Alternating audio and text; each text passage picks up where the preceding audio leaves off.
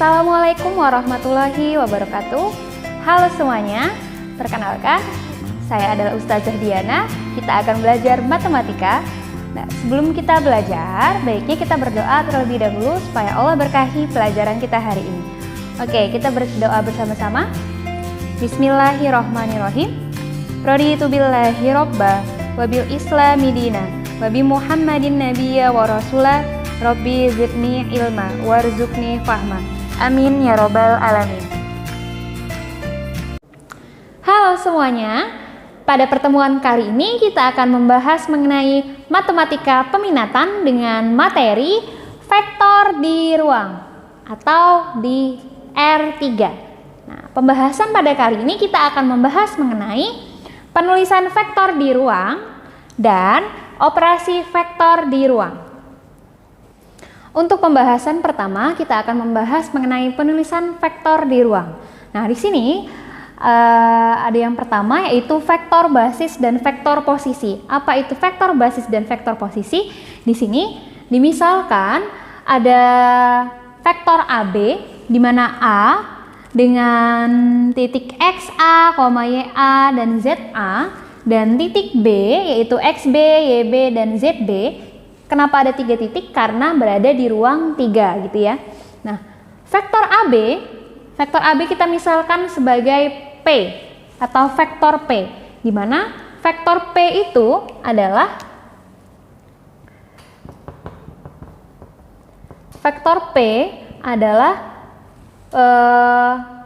pengurangan dari titik B dikurang A, berarti XB dikurang XA.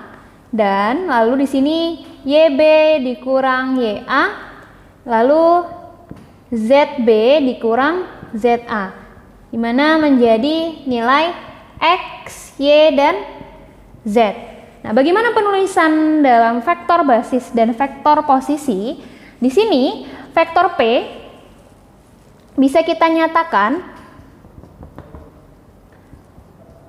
sebagai XI ditambah YJ ditambah ZK.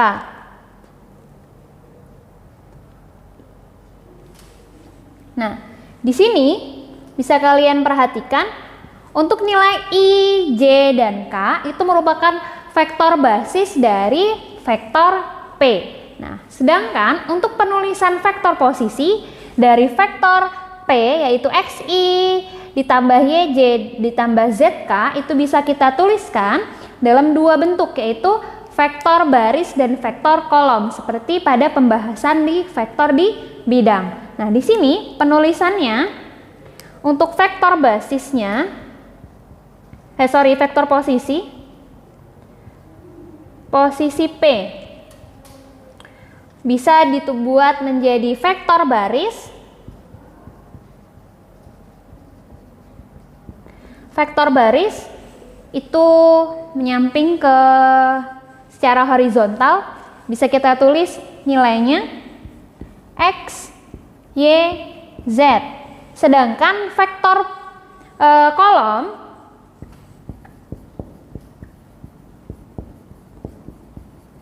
bisa kita tulis secara menurun yaitu X, Y, dan Z. Nah, seperti inilah penulisan dari vektor di ruang. Yang kedua, kita akan membahas mengenai vektor 0 dan vektor lawan. Sebagaimana yang kita ketahui di vektor di bidang, vektor 0 itu adalah unsur-unsur identitasnya berupa angka 0 dan 0. Nah, sama saja dengan vektor di ruang, yaitu unsur identitas di vektor 0 berupa bilangan 0, 0, dan 0. Nah, selanjutnya yang kedua yaitu vektor lawan. Ya, vektor lawan misalnya di sini ada vektor A dengan unsur XA, YA, dan ZA. Bagaimana lawannya? Maka lawannya menjadi min vektor A sama dengan min XA, min YA, dan min ZA. Selanjutnya di sini ada contoh soal. Ya, di sini soalnya adalah diberikan titik A, min 3, 2, 1, dan B, 2, -4 dan 3. Pertanyaannya adalah, nyatakan vektor posisi A sebagai vektor kolom. Yang B, nyatakan vektor posisi B sebagai vektor baris. Dan yang terakhir yang C, nyatakan vektor AB sebagai kombinasi linear dari vektor basis I, J, dan K. Oke, kita bahas yang pertama terlebih dahulu. Nyatakan vektor A sebagai vektor kolom. Bagaimana penyelesaiannya? Yang pertama berarti di sini ada vektor A. Kita buat ke dalam vektor kolom, berarti tinggal menjadi -3, 2, dan 1. Seperti ini saja penyelesaiannya.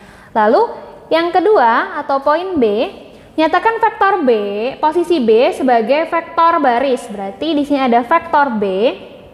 Kalau vektor baris sama saja berarti menjadi 2, -4 dan 3. Oke. Lalu di sini soal yang terakhir yang C, nyatakan vektor AB sebagai kombinasi linear dari vektor basis I, J, dan K. Di mana vektor AB kita ketahui untuk mencari vektor AB berarti kita kurangi unsur-unsurnya ya. Unsur titik A dikurang titik B dikurang titik A. Nah, di sini berarti 2 dikurang -3, lalu -4 dikurang 2, dan terakhir 3 dikurang 1.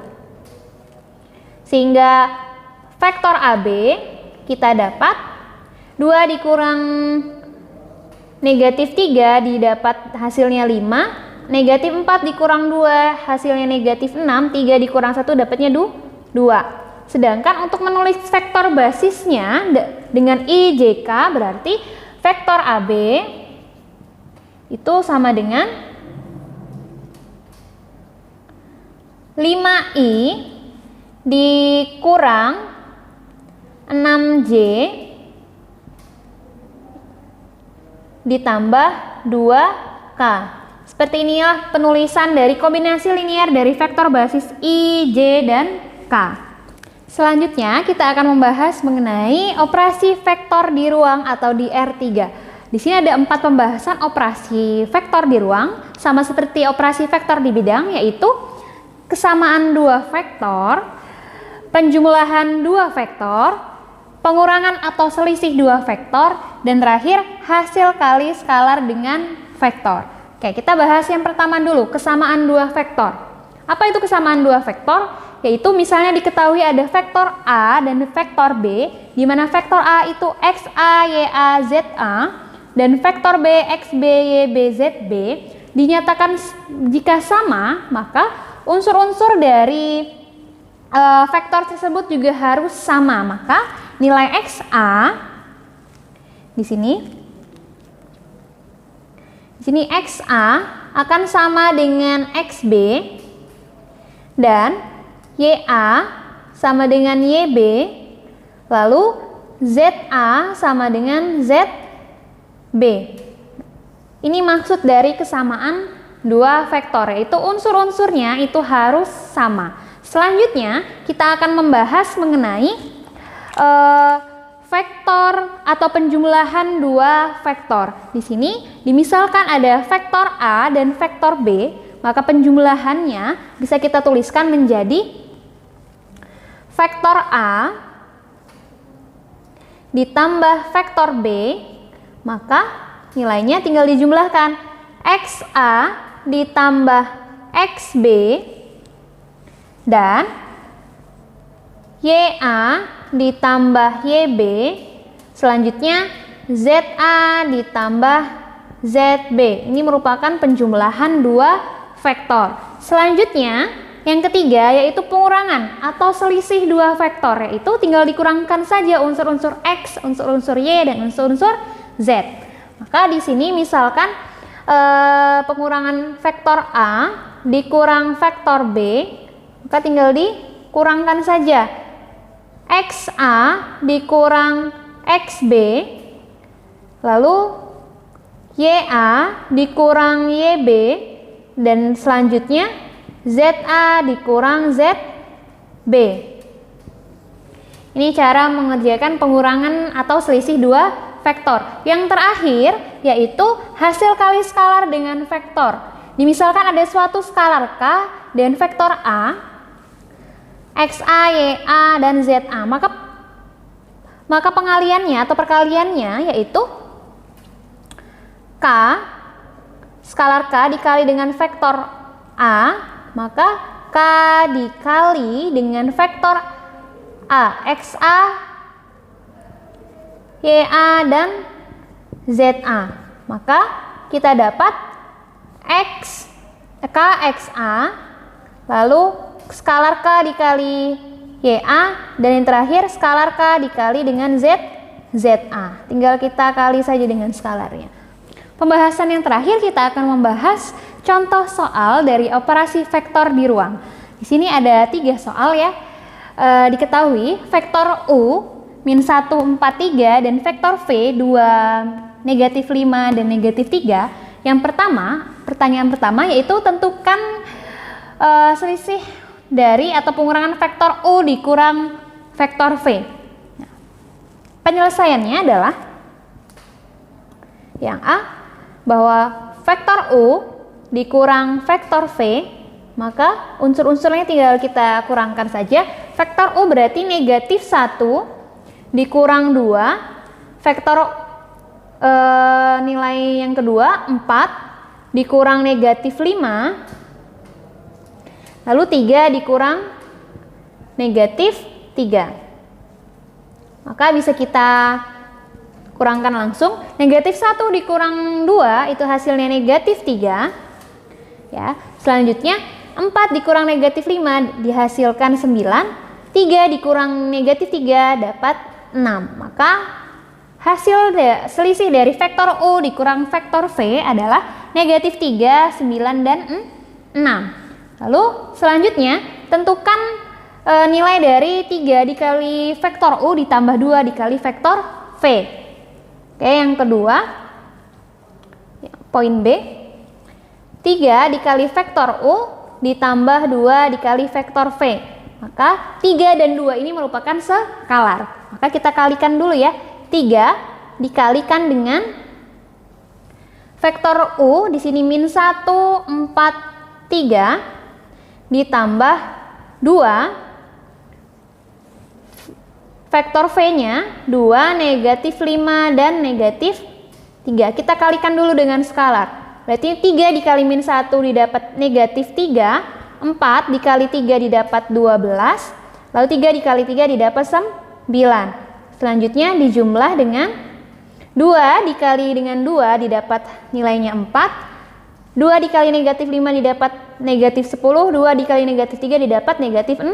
Lalu tinggal yang akhir kita jumlahkan. Negatif 2 ditambah 4 itu hasilnya 1.